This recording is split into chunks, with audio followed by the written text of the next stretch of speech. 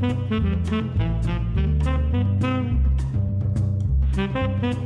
and welcome to the History of Africana Philosophy by Chike Jeffers and Peter Adamson, brought to you with the support of the King's College London Philosophy Department and the LMU in Munich, online at historyofphilosophy.net. Today's episode, Meeting the Gaze, Frantz Fanon's Black Skin, White Masks. In the early 1950s, Francis Janson was a senior editor at the French publishing house Éditions du Seuil. One day, he was given a manuscript to read entitled Essay on the Disalienation of the Black Man. He was impressed by the work and invited its author, a psychiatry student named Frantz Fanon, to come visit his office so that they might discuss its publication. Janson had barely begun to express his admiration for the work before the testy Fanon wisecracked, "Not bad for a nègre, huh?"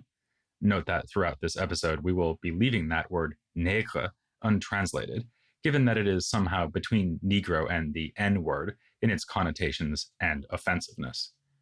Janson was taken aback and angered by this sarcastic comment, and he told Fanon to leave. As it turns out, this firm reaction earned Janson Fanon's respect, and the two worked together fruitfully from that point on. It was, in fact, Janson who came up with the idea of replacing the manuscript's original title with the shorter and snappier Black Skin, White Masks. This first of Fanon's books is now widely recognized as a classic work of Africana philosophy, one that explores questions of race and identity in a uniquely powerful and provocative manner. Those who know even just a little about Fanon are likely to be aware that it was not his only book to gain recognition as a classic. The Wretched of the Earth, published after his death from leukemia in 1961 at the young age of 36, is generally viewed as one of the most important philosophical reflections on colonialism and anti-colonial struggle ever written. By the time he wrote that book, Fanon was no longer a student in France, but a revolutionary working with the National Liberation Front, the party that won Algeria's independence through a long and violent war with France. Fanon's time in Algeria and The Wretched of the Earth will receive our attention in the next episode of the podcast. Here we will introduce the man who did so much and wrote such significant works in so little time, with a focus on his first book, Black Skin, White Masks. Fanon was born in Fort-de-France, the capital of Martinique, on July 20th, 1925. So, as this episode is airing just a few days after July 20th, 2022, we might as well say happy 97th birthday to our subject. His family was middle class, and as we mentioned in episode 88, Fanon attended the island's most prestigious school, the Lycée Chauchet, during the time that Aimé Césaire was a teacher there.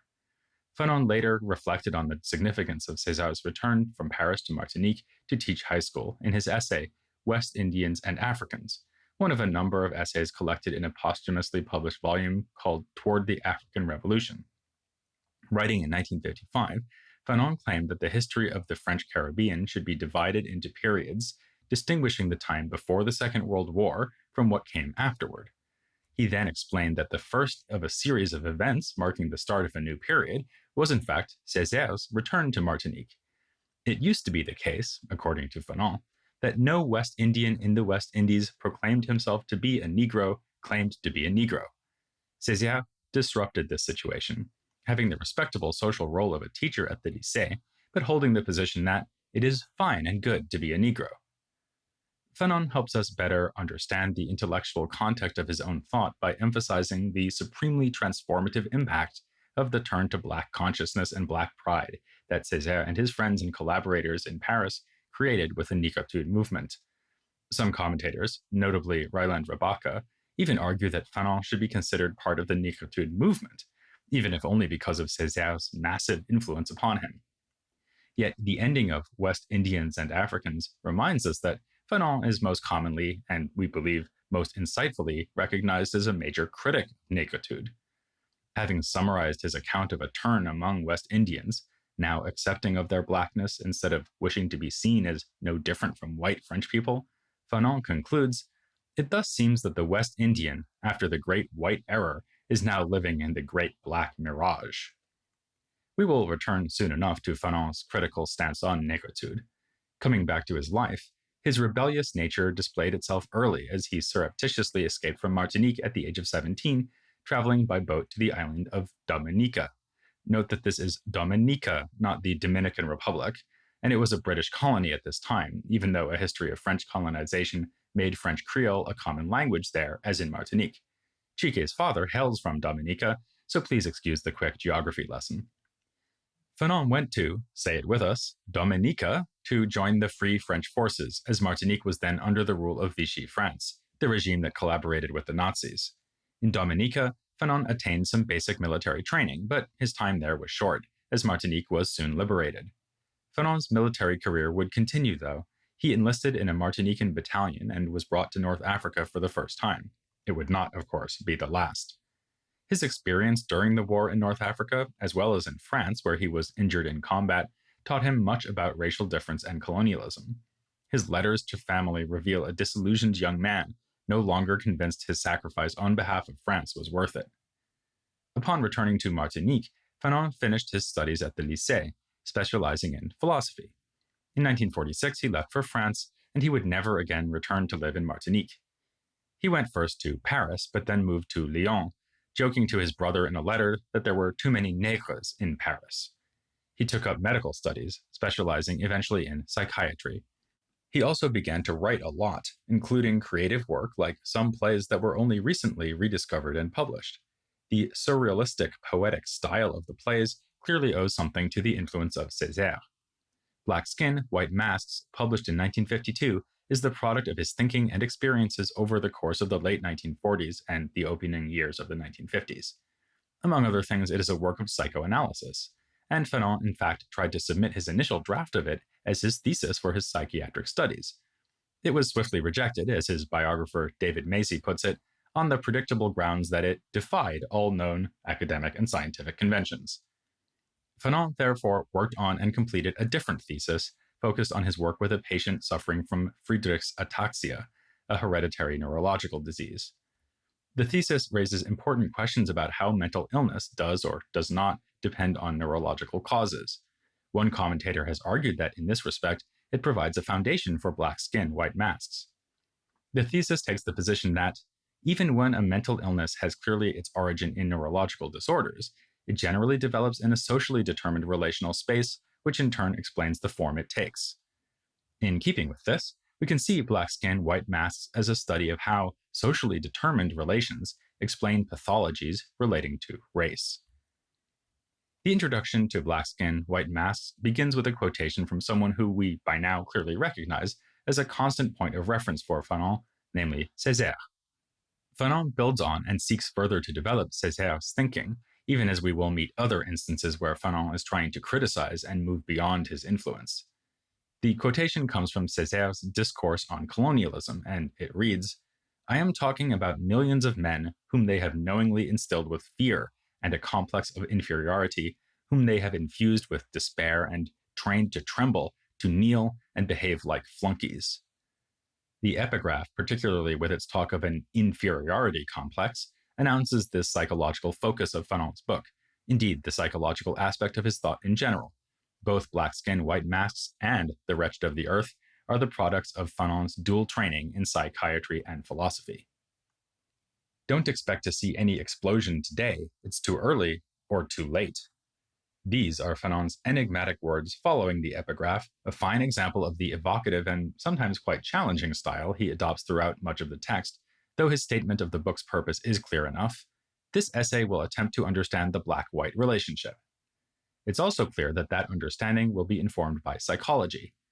Fanon speaks of the white person and the black person as locked into their whiteness and blackness, respectively, and he labels this a double narcissism. His use of this term occasions this clarification of his method. Only a psychoanalytic interpretation of the black problem can reveal the affective disorders responsible for this network of complexes. Which is not to say that the problem being dealt with is psychological at its roots. He also writes, "The analysis we are undertaking is psychological. It remains nevertheless evident that, for us, the true disalienation of the black man implies a brutal awareness of the social and economic realities." He therefore refers to what he attempts to accomplish in the book as a kind of socio-diagnostics. In the final paragraph of the introduction, Fanon writes, "As those of a West Indian, our observations and conclusions are valid only for the West Indies, at least regarding the black man on his home territory. A study needs to be made to explain the differences between West Indians and Africans. This is the point to which Fanon would return a few years later in his aforementioned essay, West Indians and Africans. Here in the introduction to Black Skin, White Masks, though, it raises questions as to the scope and applicability of Fanon's claims. Fanon's book has been taken so often by so many to illuminate general problems of racial identity, especially as experienced by Black people in majority white settings, whether in Europe, North America, or elsewhere. Does his circumscription of his account here in the introduction to the experiences of Martinicans and other people from the French Caribbean mean that we should hesitate to apply his work and its lessons to, say, African American experiences in the United States? Fanon himself calls attention to the wider applicability of the book at various points, including in the first chapter, The Black Man and Language. Like Alexander Crummell's speech on the English language in Liberia, which we discussed back in episode 53, this chapter of Black Skin, White Masks explores the topic of language by reflecting on how certain languages can be viewed as powerful forms of cultural capital. The mastery of French by the French West Indian is the chapter's central theme, but Fanon highlights that the concern is generalizable, writing, "All colonized people, in other words, people in whom an inferiority complex has taken root, whose local cultural originality has been committed to the grave, position themselves in relation to the civilizing language, i.e., the metropolitan culture." Chapter 4 of the book is also relevant here, as it is a critique of another book published a couple of years previously called The Psychology of Colonization by Octave Manoni. That book happens to take as its point of reference not the French Caribbean, but Madagascar. Yet again, following in the footsteps of Césaire, who criticized Manoni in his Discourse on Colonialism, Fanon exposes various ways in which Manoni can be seen as blaming the victim and lessening the responsibility of the French in describing the psychological dimensions of the colonial situation in Madagascar. What Manoni seeks to avoid admitting, in Fanon's view, is that it is the racist who creates the inferiorized.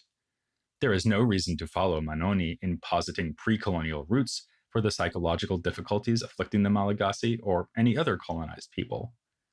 The source of the problem is the colonial social and economic structure. In between the first chapter on language and the fourth chapter's critique of Manoni, we find two chapters on one of the most prominent themes of Fanon's psychoanalytic account of racial relations, namely the impact of racial difference on the experience of gender and sexuality.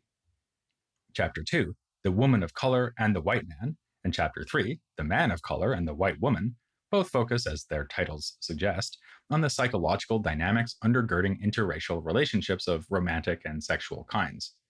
The Woman of Color and the White Man features a sharply critical engagement with Mayut Capecia, a Martinican woman who gained fame and accolades with her 1948 novel, which was titled rather appropriately, I Am a Martinican Woman.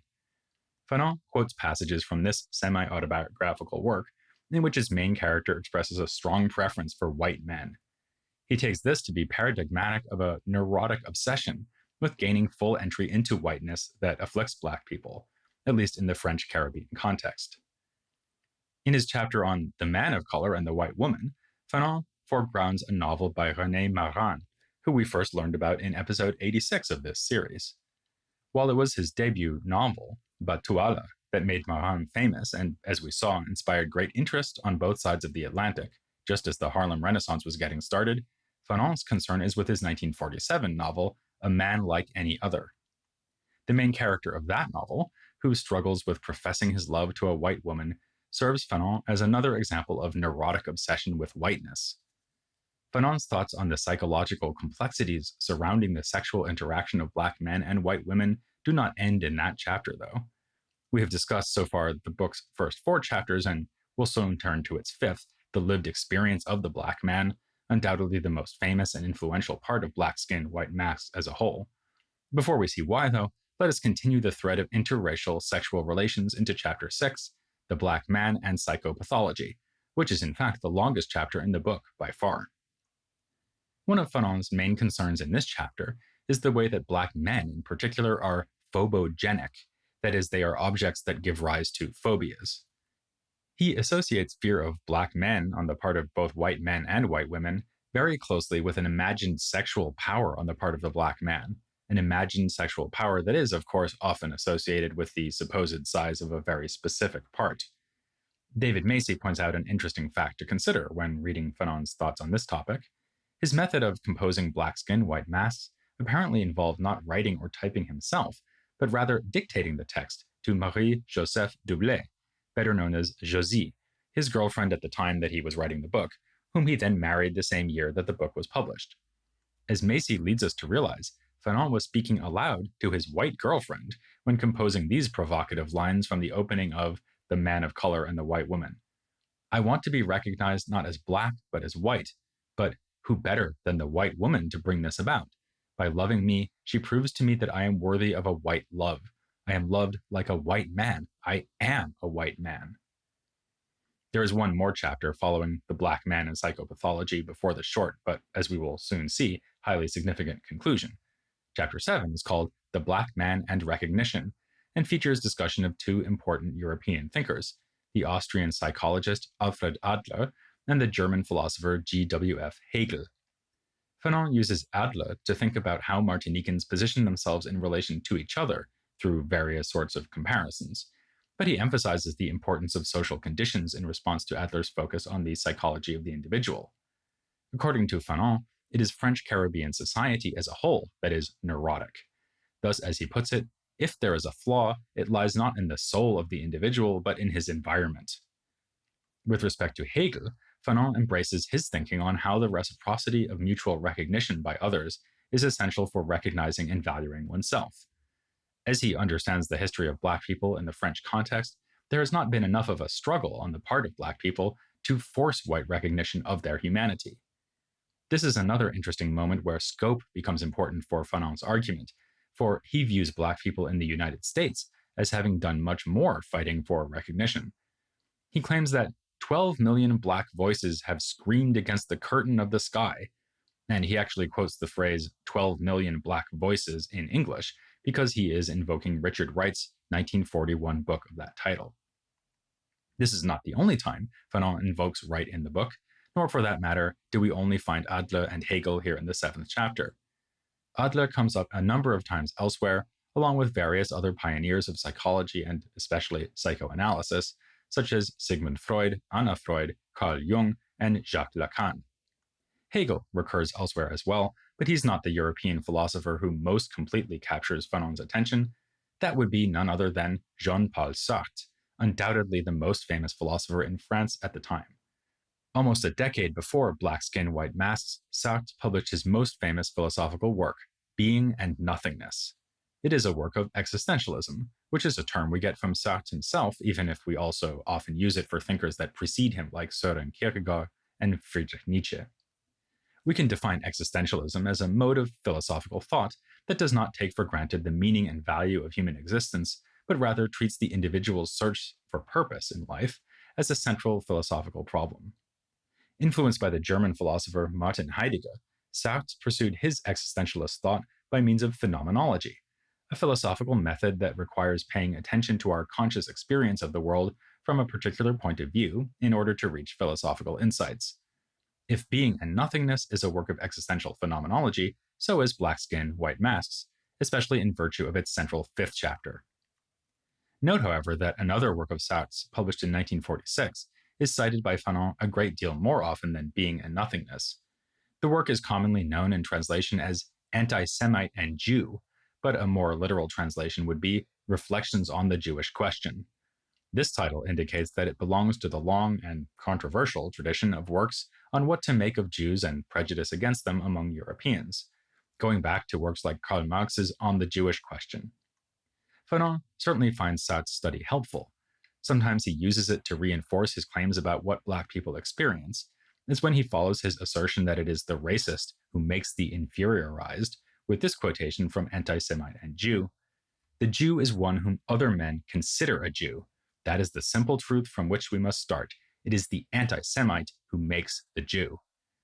At other times, he uses anti-Semite and Jew to provide points of contrast.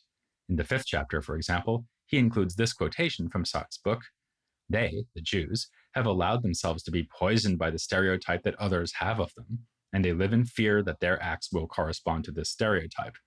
we may say that their conduct is perpetually overdetermined from the inside. In response, Fanon reflects on the way that the Jewishness of the Jew can go unnoticed. He is not integrally what he is. As a European in appearance, the Jew is not immediately subject to the stereotypes that mark him as different and dangerous. By contrast, the black man cannot simply go unnoticed, as his physical appearance immediately announces his difference. Thus, unlike the Jew, Fanon claims that black people are overdetermined from the outside. The first translation of Black Skin, White Masks rendered the title of the 5th chapter rather inaccurately as The Fact of Blackness, thus masking Fanon's existential phenomenological approach. As we said, a truer rendering would be The Lived Experience of the Black Man. One of Fanon's most important interpreters, Louis Gordon, points out that at least 2 other important French philosophers of the time are being invoked through this title. Simone de Beauvoir's classic existentialist work of feminist philosophy, The Second Sex, which was published in 1949, is made up of 2 parts, and the second of these is entitled Lived Experience. So Fanon can be understood as building on his fellow existentialist Beauvoir by turning the focus from gender difference to racial difference.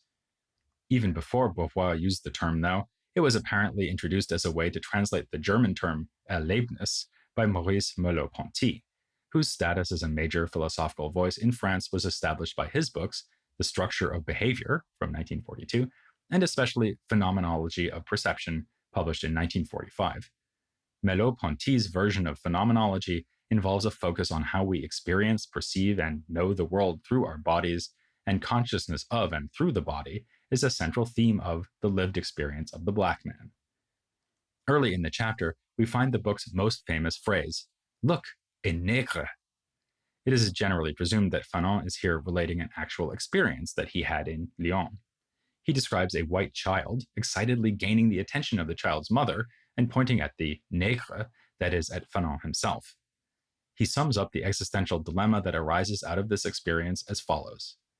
I came into this world anxious to uncover the meaning of things, my soul desirous to be at the origin of the world, and here I am, an object among other objects. With characteristically seminal phrasing, Fanon explains here how an encounter with racial designation can flatten the individuality of the black person, thus rendering an active subject into a simple object. We have seen Du Bois talk of double consciousness, but we find Fanon taking it up a notch by talking of being aware of my body no longer in the third person, but in triple. In this moment of awareness, he finds himself responsible not only for my body, but also for my race and my ancestors. In other words, he represents no longer just an individual, but rather a race understood as a kind of homogenized whole, as well as, looking backward in time, a mythical history of that race. Fanon writes, I cast an objective gaze over myself, discovered my blackness, my ethnic features, deafened by cannibalism, backwardness, fetishism, racial stigmas, slave traders, and above all, yes, above all, the grinning Ia bombanania. That final phrase, purposefully left in French in the more recent translation of Black Skin, White Mass, was translated in the first English edition of the book as "show good eatin'," a choice that allows readers to have some sense of the passage's meaning, while raising once again the question of whether the situation of African Americans in the United States is interchangeable with that of French West Indians in France. Ia bon banania was the advertising slogan of Banania, a breakfast cereal, which used the image of a smiling Senegalese soldier in its ads. Show good eatin' captures, at least to some extent, the fact that the phrase Ia bon banania, meaning banania is good, is expressed in a pidgin French stereotypically associated with Africans. If this is the existential dilemma, the problem of wanting to be recognized as human, but being deflated instead by the overbearing power of racial stereotypes, then what is the solution? This chapter, The Lived Experience of the Black Man, presents a series of failed attempts at finding a solution. There are arguably more than 2 attempts, but we will satisfy ourselves with identifying just 2, the attempt at assimilation and the attempt at the reverse of assimilation, which we can specify as negritude. The white gaze, first exemplified with the child who said, "Look, a nègre," to his mother, mercilessly breaks down both of these attempts at escaping the reduction to stereotypes. We've already mentioned one important step in Fanon's argument that the attempt to assimilate must fail, namely that the black person cannot go unnoticed, as the Jew can.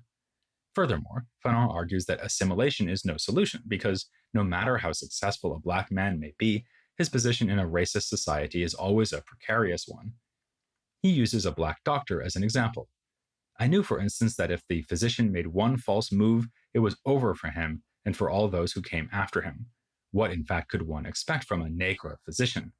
As long as everything was going smoothly, he was praised to the heavens, but watch out, there was no room whatsoever for any mistake. No matter the black person's success and achievement, the smallest failure exposes him as the inferior being he always was in racist white eyes. Assimilation is thus hopeless, a position Fanon memorably expresses this way: whereas I was prepared to forget, to forgive, and to love, my message was flung back at me like a slap in the face. The white world, the only decent one, was preventing me from participating. It demanded that a man behave like a man. It demanded of me that I behave like a black man, or at least like a nègre. The failure of assimilation leads Fanon, or at least the character in whose voice he wrote the chapter, to turn to negritude. I finally made up my mind to shout my blackness.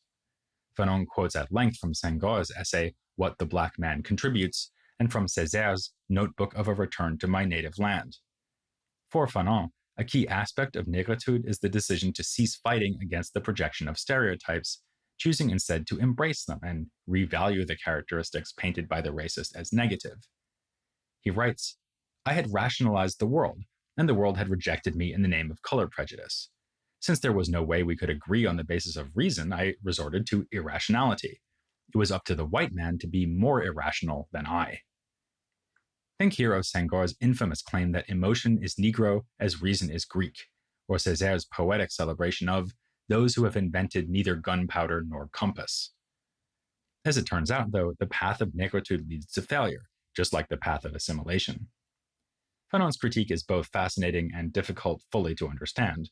He depicts a variety of retorts to the negritude stance from a white perspective. Firstly, it is unoriginal, as Europe too has had its own back-to-nature mystics. Secondly, an industrialized society dominated by science must necessarily privilege rationality over sensitivity, which leaves the rational white man in charge, while the emotional black man can at best represent the childhood of the world.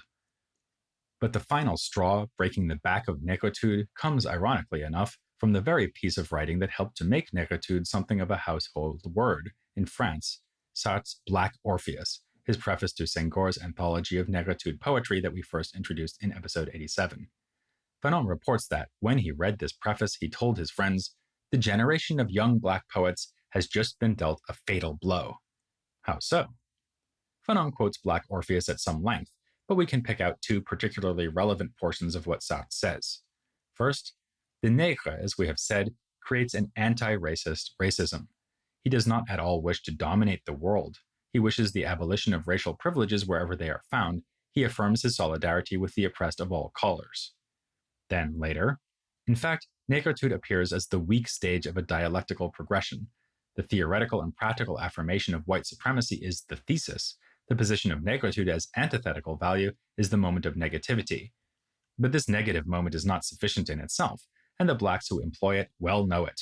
They know that it serves to pave the way for the synthesis or the realization of the human society without race. Thus, negritude is dedicated to its own destruction. It is transition and not result, a means and not the ultimate goal.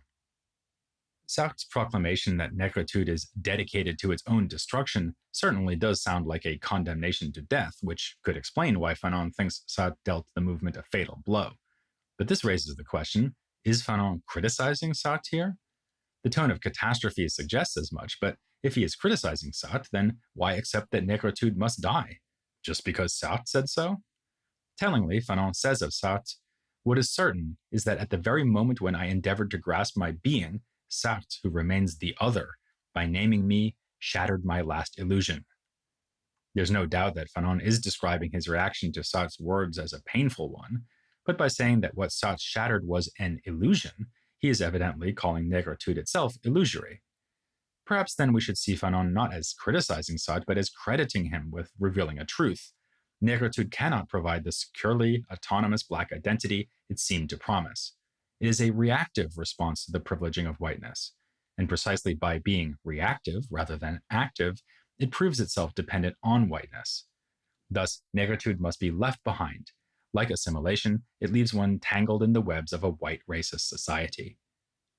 But as we've admitted, this is a difficult argument to interpret, and most scholars find ways to claim that Fanon really is criticizing Sartre for something. The variety in these interpretations can be surprising. Robert Bernasconi reads Fanon as offering the response of an existentialist to a Hegelian or dialectical account, claiming that Fanon is in this way more Sartrean than Sartre. By contrast, Gavin Arnall argues that Fanon faults Sartre not for being too Hegelian, but for being not Hegelian enough. Without deciding who was more Whoian than whom, we would point out that however one chooses to characterize Fanon's apparent critique of Sartre, it must surely be read in the light of the far more blatant rejection of negritude in the book's conclusion. Here, Fanon states, "It is not the black world that governs my behavior. My black skin is not a repository for specific values." To view blackness as associated with specific values, as negritude would have us do, leads the black person to deny what is at the heart of Sartre and Fanon's existentialism, the radical freedom of the individual. Sartre famously argued that, in the case of the human being, existence precedes essence. We are not like tools whose essence and function are the reason they are brought into existence by the toolmaker. Rather, we exist, and then we seek meaning. This means that we are free to define our own purpose. In accordance with this, Fanon rejects the idea of preset values derived from racial identity and imposed upon individuals. In its place, he defends a commitment to defend not only one's own freedom, but the freedom of all others. He writes in express opposition to the ideal of racial solidarity, "Every time a man has said no to an attempt to enslave his fellow man, I have felt a sense of solidarity with his act." There is something powerful going on here, but let us be honest about just how far Fanon goes in rejecting the ideals of Black consciousness, pride, and solidarity. Radical freedom means not being chained to the past. Fanon takes this to mean, among other things, that I have not the right nor the duty to demand reparations for my subjugated ancestors. And it's not just that Black people can't demand reparations. He tells us that ultimately Black people cannot be Black.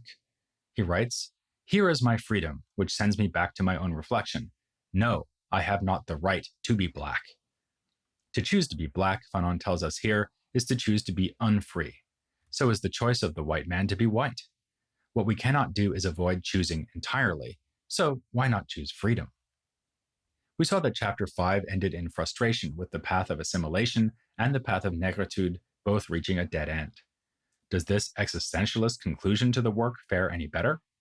Well, consider this elaboration on his rejection of any kind of devotion to a racially identified culture. It is not because the Indo-Chinese discovered a culture of their own that they revolted. Quite simply, this was because it became impossible for them to breathe in more than one sense of the word. The Fanon we find in this phrase is the one celebrated as a revolutionary.